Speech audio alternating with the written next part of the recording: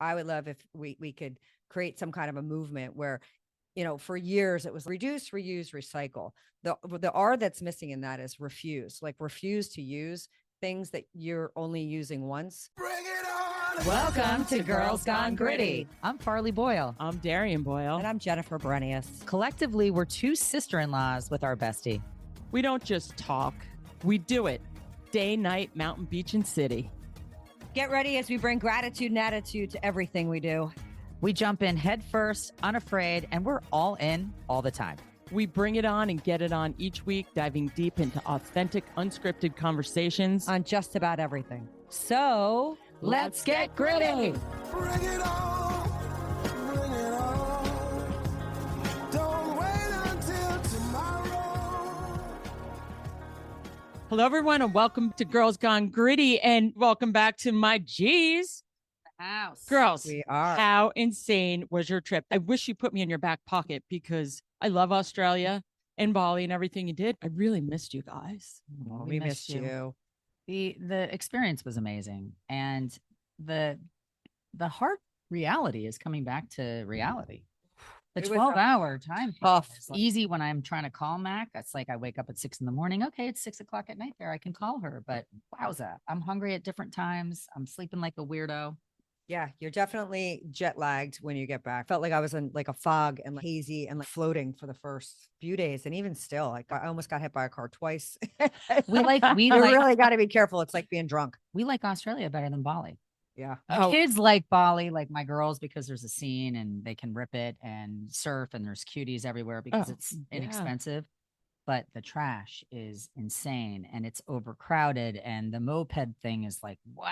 I mean, these moped drivers can put 3 kids, like my 3 kids, on the back of them driving home from a club at night. Yeah. There's no rules in Bali, that's for sure. No, but it's so much fun. And when I was there, it was just, I was there 25 years ago and it was, the landscape of Bali is what is magical. They are blessed with incredible cliffs and water, and it's a beautiful island. Right. But everybody has figured it out, and you can cash in your chips here and go there and have double what you're worth in the US and live large. So, and now with the transit, obviously it's a quick hop from 2 major places, both in which we were at, which is Western Australia and Singapore. And I hit the convergence of the 2 breaks. So it was even more bonkers for me. So that's another thing that I need to dial into, trying to figure out if it's peak season for somebody else while you're there. When I went to Indo, I was there with 7 girls. I might have mentioned it before in a show. We went there to surf and we get on boats and we go on these boat trips, and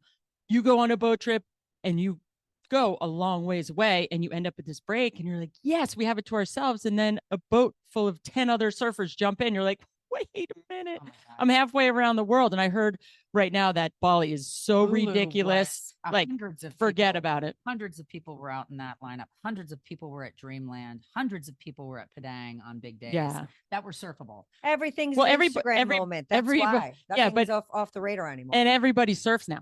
Because hey, everybody could get a surfboard and you can take it to Bali. Even in Oz, where you guys were, Margaret River, it probably wasn't as crowded as Bali because that's the other coast of Australia. You also have to walk 1.5 to 2 miles to get to some of the breaks, which keeps like the non-surfers away. Committed. Yeah, it's not for the weak and wary. No, when I went to Australia and I ended up at the Melbourne Cup and then I ended up at all these cool other spots, I never went to Margaret River. I knew it was super sharky and was way far away. But when you talk about third world countries and the pollution, they have a major problem, and it's something we're going to tackle today. And it's because they don't have the recycling that we have. They don't have the mentality, and that's what it all comes down to: the education of, hey, you got to recycle in the proper ways to do it. Everything's in plastic. But before we get to our little topic for the day, what do we have, Jen, for our top 3? Top 3. Epstein, go away. Please, enough of Epstein today. Can everybody just hit mute on that storyline, please? Ourselves included. I'm so sick of it. And it was, hey, yes, now Epstein's list came out. Really? I mean, who's making the list? Is there proof that he's actually dead? I didn't see a body. I'm so done with it. Yeah. I can't stand her. She's acting like she wasn't an accomplice. Come on. just enough's enough. You don't think And she's now going to we're get off? Never going to know what the story is because it's been swirling around. And too for many so powerful long. people are involved. Epstein shook hands and sat next to a lot of powerful people, unfortunately. And, Right. But we'll never know the truth. Stop talking about it unless you're going to do something. And what are you going to do to those powerful people? Nothing's going to happen to them. So just drop it, move on. Just Better be blame. looking behind her shoulder because she's not going to last very long. Someone's going to off her. I'm sorry, but She'll you go in can't. witness protection. She'll go live on some fabulous island and she'll be taken care of somewhere. She'll be with Jeffrey because that could have been what happened to him too. Yay. Oh, it's the land of the lost. Land of the Lost. Speaking of Land of the Lost, we're going to go to Mars first. Mars, number 2, is closer than we think and bigger, with the largest piece of Mars ever on Earth went for auction for 5.3. But a bigger fetching was the T-Rex resemblance of a juvenile that fetched $26 million at auction. So we're back on Earth here, people. It would be very cool to actually see that. That's A just T-Rex, but that's FU money. Right that there. is that's a really expensive rock Like- and fossil. That's kind of ridiculous that people spend this amount of money. But if it was being put into a museum, and a lot of people could see, but what are you going to do? Put the piece of rock on your mantle? Speaking of wait, you have a piece of the moon. I need to go find that. It came in a Rockwell International box when my dad worked at NASA, putting Apollo 1 through 11 on the moon. That a lot of people don't believe happened. So I do have a piece of rock and I need to find it because it's valuable. I'm Obviously, sure. it could be really I can put it valuable. on the market and Yes. see like what it And fetches. make sure nobody throws it away, not knowing what it is. Who True. put this a piece of rock in here? So take care of your valuables. Speaking of valuables, many people value number 1. It's their ice cream during summer. Are you enjoying your ice cream? Well, maybe you should wait until 2028 as the ice cream makers have pledged finally to move away from these artificial and synthetic dyes. How hard is it to make ice cream out of sugar and eggs and milk and whatever, if it's strawberry, if it's chocolate? I don't understand why we ever strayed from that model anyways. Well, when you look at the ingredients, which we spoke about in another episode, I don't know which one it was, we talked about 54, I think. when you make something in the US, there's 100 ingredients as Yeah. opposed to the ingredients in the UK, in any other country. We're the only ones It's that not like the chemicals shelf and life is needed for ice cream. It stays frozen. Well, it may be the addictive qualities, the I'm sure. there additives were and preservatives. 40 makers of the ice cream, like 40 makers that are taking these numbers, are taking the dyes out. The colors are red dye number 3, red 40, green 3, blue 1, blue 2, yellow 5, yellow 6. Really? What is that doing to our bodies? It's got to be slowly killing us. I think it gives kids anxiety. Everything. My thing is, what's the point, right? I mean, ice cream tastes delicious, My and it favorite doesn't thing- need to be. My favorite thing as a dyed. kid was like having a slumber party, putting all the ingredients in a bag, rolling it back and forth to each other. You could put it in something with rock salt, ice, whatever. We would make our own ice cream, and it was like something we looked forward to, and it's simple and everybody can do it. So we need to bring that back because that to me incorporate a little quality time with whoever. Yeah. You know what you're putting in your body, and it shows everybody how simple it is to make ice cream. Yeah. And again, remember, take a look and a peek at the side of everything you eat. Take a look and make sure you can read the ingredients. I do it all the time with things that I buy, can't especially pronunciate ice any of cream. it. No, I was looking and I said, oh, you know what? I can't really even try to repeat whatever that is. So I'm just not going to talk about it. Totally. I don't know. And what are the ice cream? What containers are the ice cream in? Well, In plastics. There And we that takes go. us to our episode today about plastic pollution, which right now is the highest environmentalist challenge today. Certain types of plastics are so harmful to our ecosystem, to the wildlife, to the marine life, and they're beyond toxic to human health. So today on Girls Gone Gritty, we're going to talk about plastics and how harmful they are to us and everything else around the world. We're so ingesting them, we're putting them on our body, we're breathing them. The microplastic thing is something that none of us are thinking about. It's becoming a conversation, but when you think about how microplastics are everywhere, we're the reason. of course, It's Well, you upsetting. think about everyone drinks water out of a water bottle, and the water bottles are plastic. And when you think about the water bottle lifespan were made in the factory, then they're put into a truck. Well, trucks get really hot. So that water gets hot and then it gets put into the 7-Eleven or wherever. When it gets cold, then they take it out and it's hot in your car. With that, there's 240,000 plastic fragments, with 90% of them being nanoplastics in one bottle of water. So when you think, oh, I'm going to go get myself a gallon jug of water, which I always did, you're poisoning your body. And those nanoplastics are causing so much harm to your organs and your health. And it's something that you don't think about. I just got the best sandwich at this market in Bayhead, but the really crappy bottle of water, the small one, was $4.25. And I looked at it. That's criminal. And I said, I'm so thirsty. Do I want to spend $4.25 on a little bottle of Poland Springs? And it wasn't even cold. And I said, you know what? I got it. And then I started thinking about the episode we're doing today. And it was half of it was in the car. I went, oh my God, I know better. But it's also become ubiquitous. It's become part of people not even thinking about what they're doing because everything's just been replaced by it. So your Heinz ketchup that was always in a glass bottle is a really pain in the butt to get the ketchup out, and you had to hit it right on the 57. Yep. Right. That has been switched out with a really easy squeeze. They've made it really convenient for us to consume all this plastic. And it's at a point where to try and find something, if you go through your grocery store, so for those of us that are trying to be mindful, and if you can think about the next time you're at your grocery store, out, go through and try and find something that you regularly buy in glass or in something non-plastic. It's almost virtually impossible unless you're shopping in your produce aisle or your dairy aisle. Like everything else, your meats, your produce, your seafood, everything else is coming in plastic. And forget about the inside. Unless it's canned, it's in plastic. I think a good exercise for all of us to do is trying to be more aware as to our consumption on the plastics. And a little tip on that is a single use consumption of plastics. You know, buy a 6-pack of something that has 6 little plastic containers, whether it's your yogurt, whether it's your water, whatever it is. If you are going to be sucked into using plastic, buy a bigger jug and try going with a bigger container of yogurt, and start by making small adjustments in your life, because every little adjustment becomes a big adjustment if we all were to be on the same bandwagon. Well, and single-use plastics, that's straws, cups. You have a party and get all the plastic plates, even the plastic tablecloth.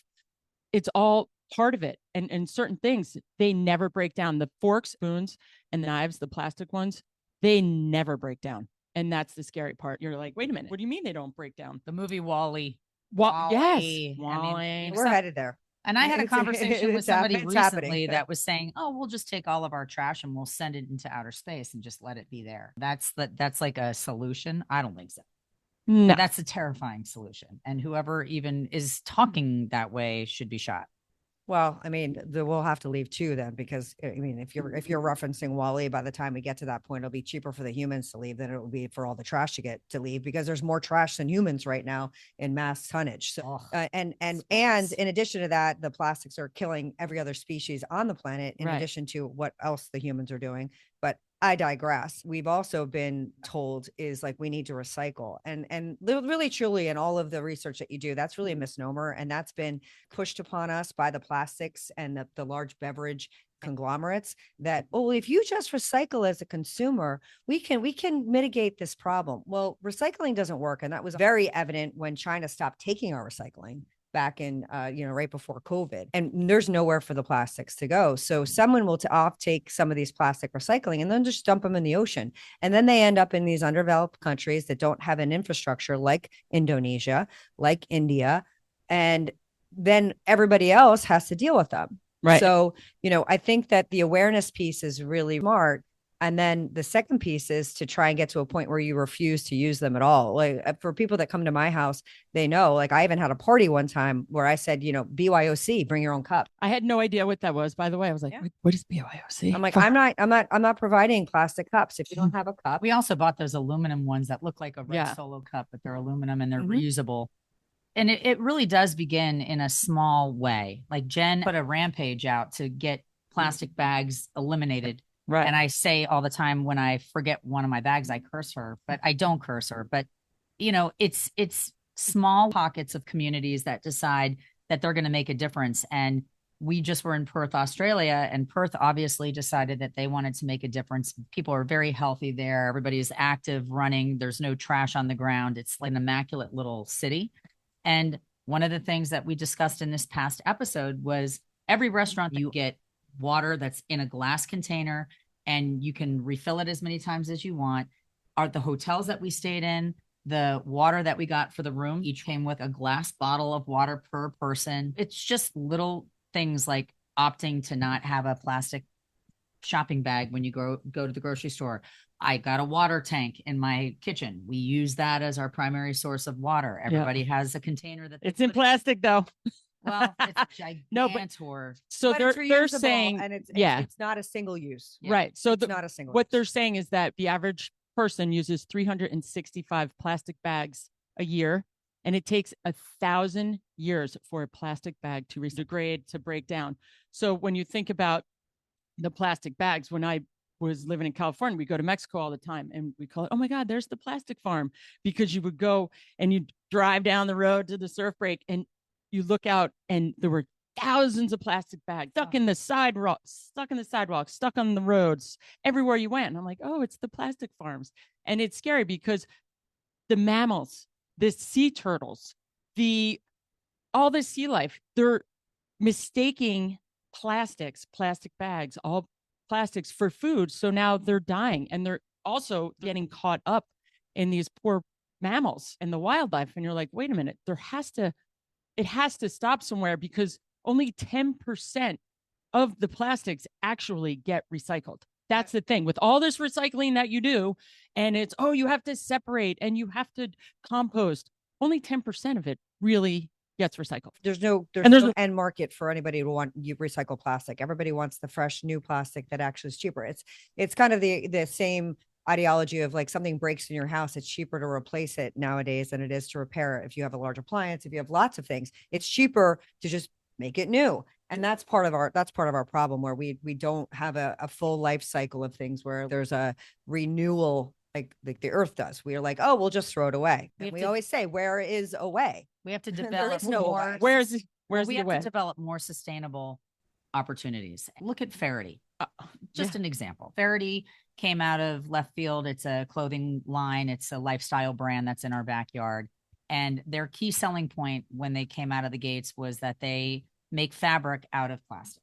If we have other sustainable options that we can look at, and you can feel good about recycling, reusing, repurposing, right? That's a direction that we need to go in. And Faraday used it for their swim line. So they came in when they first started and they said, hey, let's mix it with cottons.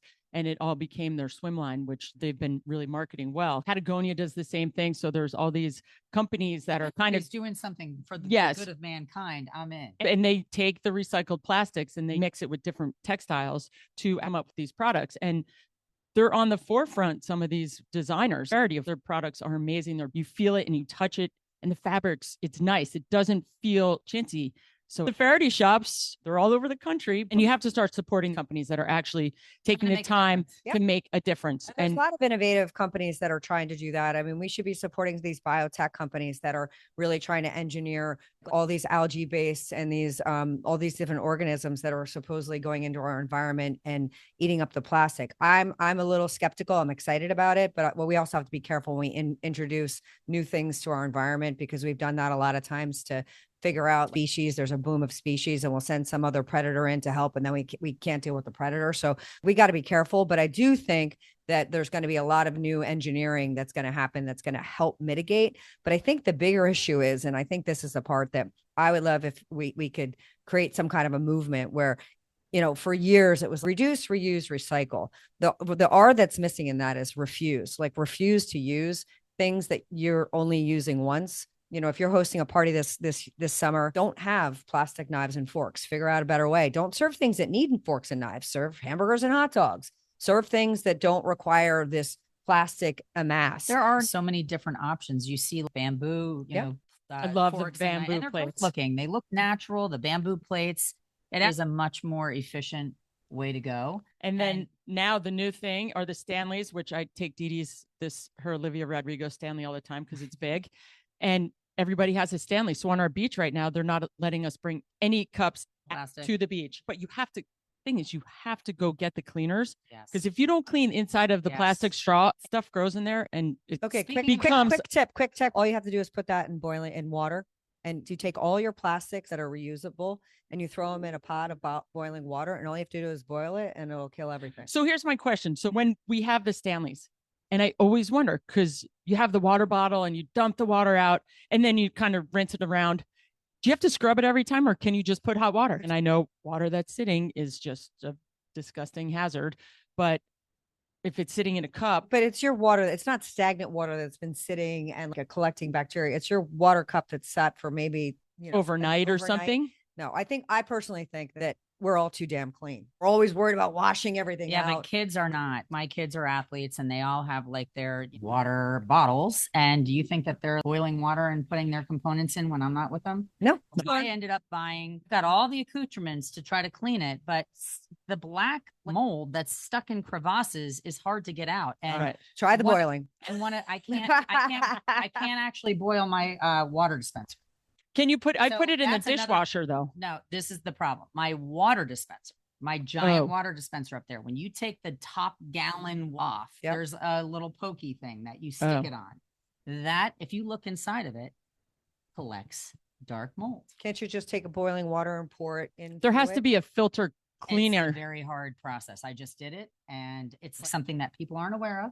So I'm putting it on everybody's radar, but I can't pick it up and I can't stick it in a big tub of boiling water. It's a very hard thing to clean, but you have to recognize that your well, it's touching your fresh water. It's going into the well that dispenses it. Sure. And I was horrified the first time that I actually saw it and was like, oh my God. Because that's what happens It needs to be addressed. That's the filtration systems, like in your refrigerators. We'll MacGyver it with a hot tea kettle. Yeah. So, but like the refrigerator, we have water filters in our refrigerators here and then in Vermont. And one day I went to actually follow the line to figure out, I was fixing something in the refrigerator. I'm like, oh my God, the black that was growing inside the refrigerator in the little tube was horrifying.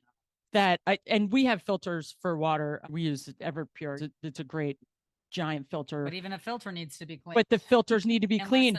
The lines need to be cleaned for so long in so many things. Because there's plastic too. No. But I'm saying, what the issue is that the plastics are the problem with the bacteria. Correct. Then copper. Correct. So now we've got plastic lines and. Well, think about it. When you spoke about before, different washer dryers, all these products that we have that all of a sudden just break. Years ago, products lasted longer. They were made with better materials. They weren't made with cheap plastics, with these cheap materials that break. So that it breaks exactly when you've had it for 3 years and you've got to go your replace iPhone every year. Every year. What is that? All of a sudden you have a phone and it just goes blank. Oh, it should spontaneously combust. Well, I wanted to at least put on your radar. There is a little bit of hope, with regards to plastic, and Jen touched on it, but there are some plastic eating bacteria out there and they are developing these specific bacteria to attack that problem. And the polyurethane PET is like a typical type of plastic that is our water bottles. It's like what you think of. It's when you get the recycling number and it has like a number on it. There's all different categories of it, right? So it's like a 1 or a 2 or a 7. So basically there is, if I can say it, it's a bacterium called Ideonella saccharinosus. Something like fun. Saccharinosus, yes. And she said sac. T as both carbon and energy source. So it thrives when it gets on it and it wants to eat it and consume it. So this is a good advancement. However, it's slow. It takes time. It's not something that happens really quickly, but at least this is one of the first times that they found something that actually likes plastic, attaches to it, and can demolish it in time. So, sounds like a sci-fi movie, like Slime. And there was one specifically that I'm going to put on our YouTube channel. Perfect. Because I want you guys to see the sci-fi picture of the plastic being eaten. but it's genetic engineering, and there's lots of people that have been doing it in multiple Or directions. genetic engineering. I'm suspect of that, just like the vax. What? Oh boy, that's going to be an episode. It Nope. is. Once you feel You like don't- you can touch it, because it's Nope. too You guys don't close want to home. You don't want to know what I have to say about it. But we do. That's gritty. No, but but what's sad is that you have these nanoplastics that we keep talking about, and the PET and the bottles. But when the nanoplastics get triggered, they act as endocrine disruptors, interfering with hormones like estrogen, cortisol, Great. and they've been found in human tissues, affecting bloodstream, placenta, and it raises concern about the long-lasting effects. So the next time you go grab a warm bottle of water, just think about it and go for a Stanley, or go for a knockoff Stanley, or something that's stainless steel that you can clean, and just be forward thinking about when you go to grab something to drink, like a There's Gatorade. boxed water. There's Yeah, canned the boxed water. water. There's a lot of options besides just, the quick fix on a plastic bottle of water. Well, and think the one about glass horrifying thing packaging. That they said is that every human at this point in their life has one plastic spoon worth of nanoplastics in their system. One plastic spoon. So you imagine a plastic spoon. It resides in all of us. Wow. And what that's doing to disrupt many of your cellular levels, we won't know for decades. And hopefully by that time we'll have kind of mitigated out of this risk of this plastic problem with engineering and recycling. But what really needs to happen is we need to shut the tap off of the plastics coming into the system. So dealing with the plastic waste is a big enough problem. but Cisco, we're we coming for you. stop Hate Cisco. reducing. That's what really needs to happen. And I know that there's some of the developing countries, like Indonesia was one of them, and they're trying to get in collaboration with the EU and Australia, where they are really trying to pressure some of these 10 large companies that own everything on the planet to go back to bottled single, or It's too Coca-Cola that profitable. used to Let's think come. about But it. it's It is. easy. But they don't have to deal with, here's the issue, is that I produce something, I don't have to deal with the waste, and then I make the consumer feel bad, and I make this consumer unhealthy. We need to hold these large corporations accountable for the fact that they don't have to deal with the crises that they are creating. Instead of putting off to the consumer, well, you should recycle more, and you should change your habits, when you've made it so damn easy to have a place like Bali be polluted. Well, Bali, And they cannot handle it from an infrastructure standpoint. I was in El Salvador and Costa Rica and Nicaragua, and in El Salvador, and it rained for 2 days. And all of a sudden, you saw a mudslide of all these plastic containers coming down, and it went right to the river mouth of the place where we were about to surf. And said, I'm not going anywhere near there for 2 days. We went to another much further away, because the runoff collects all the plastics. And I saw it firsthand. I'm like, oh my gosh, that's a mountain. They have no recycling. They have no idea what to do with all this plastic. Sad, because it is so toxic. All these factories that are producing plastics, fossil fuels are being used and put into the air. Whether people believe in global warming or they don't, this is a reason that we have a climate change happening. And there is violent weather everywhere you look. And there's a lot of different theories. You can't escape from the fact that production of plastics and chemicals being put into our air is attributing to. The problem is that we need it. Everything's in plastic right now, and we'll make a difference. And we And need oil and gas. We and will we're need not it in a all. place- So But what we do need to recognize, and what hopefully you take away from this episode, is that we are one system, and what we do here in our own homes affects everybody else on the planet. So start with yourself. Start with being aware of the problem. Maybe try and reduce your single-use plastics at home. Try and get educated on other things that you can do to reduce your impact on our environment when it comes to plastics. Start off by having a party and then talking about it at the party and saying, hey guys, I hope you notice that we're not using any type of plastic here today. We're trying to make a difference. Pass it forward. Hey, let me tell you something. The BYOC cup party was a hit. Most of the people come to me. I brought a really big one. Everyone was excited about which cup they were bringing. we have to bring our cups back, girls. We have Oh, our amazing yes. Girls Gone Gritty cups that Yeah, have we left do. our set. We've forgotten about them. I think we need to have a cocktail again. So we want to thank you for raising your awareness on our plastic problem and listening to us. And be mindful the next time you take a vacation and try and not use those single-use plastics, and understand that what you do on a daily basis makes an effort, and that your words matter and your actions matter, and communities are all that matters. And we thank you for being a part of our community. And from there, we are going to go to our amazing Got Grit winner of the week. Getting jiggy with it. So our Got Grit winner of the week comes after a wake of just hideousness in Texas, unfortunately. I mean, the flood situation, the aftermath that they're still dealing with, our hearts go out to everybody that has friends and families that have been affected.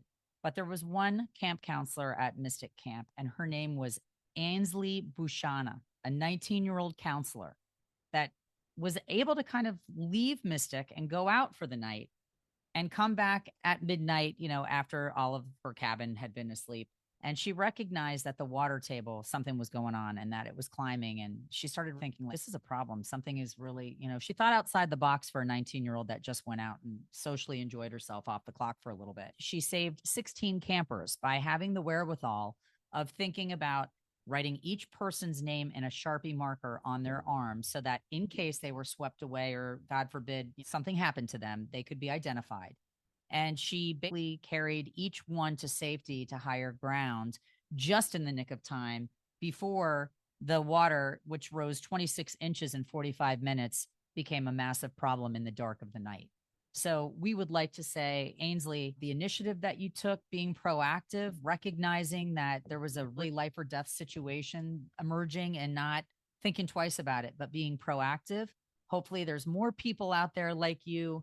You did something incredible. You're responsible for saving a lot of lives, and we are in awe of all that you've done. There were several other counselors who got their little campers into safety, and I just hear about it. It like makes me tear up. It just makes you so sad. And these girls who got their campers out and got them to safety, they had them grab their favorite comfort item, and they would sing songs and said prayers and they did games to and diffuse the insanity and the seriousness of what was happening, because these are little people. Yeah. And all these parents sent their kids to camp, which is supposed to be a safe place and a magical memory making situation. And Ainsley, not only did she take people to safety, but she really comforted them and allowed them to not, I'm sure they're scarred. Don't get me wrong. And I'm sure what they witnessed was just insanity, but she kept them all in a place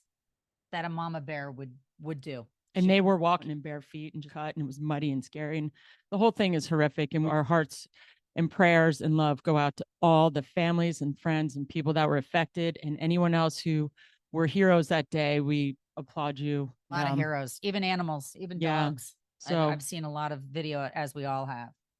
So, wow, she's that leads powerful. us to an unbelievable song, hopefully, that is going to cleanse us from this story and give us hope and tell us what you got, Dee. Wow. It was a good segue, because this song, the title, it just makes you smile. Keep on smiling through the rain, laughing at the pain, just flowing with the changes. Keep on singing this refrain.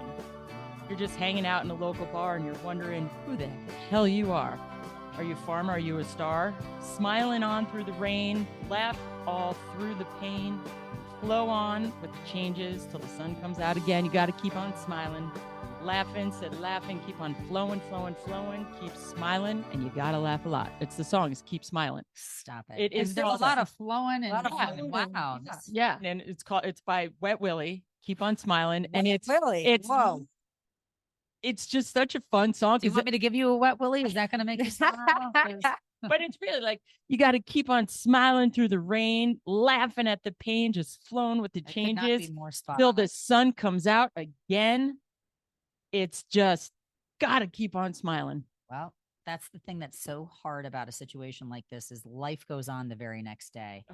and the sun comes up again and Mhm. life continues. And thank God for that, because this is the resilience that we need as human beings. And this is the community that we need as people that are on the earth for only a short while. So I think it's amazing that in the worst times of human, the best of us come out. That's So true. Yep. we hope that we found a little bit of the best in you. We hope that we've inspired you to do what you need to every day for yourself, for the family, for the people you love. And we appreciate and love you and thank you and hope that you will continue to tune in.